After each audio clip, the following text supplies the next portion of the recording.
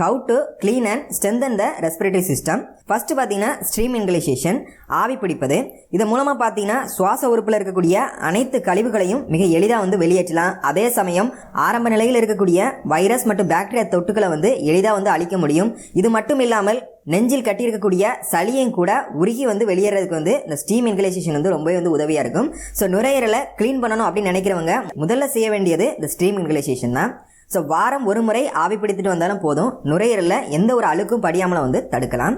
2, breathing exercise, மூச்சு பயிற்சி. மூச்சு பயிற்சியில் பார்த்தீங்கன்னா கபாலபதி, பிராணாயாமா போன்ற மூச்சு பயிற்சிகள் பார்த்தீங்கன்னா லங்ஸுக்கு ரொம்பவே நல்லது என பல ஆராய்ச்சிகளை சொல்கிறாங்க. அது மட்டும் இல்லாமல் லங்ஸுடைய கெப்பாசிட்டியை இன்க்ரீஸ் பண்ணுறதுக்கும் லங்ஸ் ஸ்ட்ரென்தன் பண்ணுறதுக்கும் ரொம்பவே உதவியாக இருக்குது அப்படின்னு சொல்லி நுரையீரல் சார்ந்த மருத்துவர்கள் பலர் பரிந்துரைக்கிறாங்க.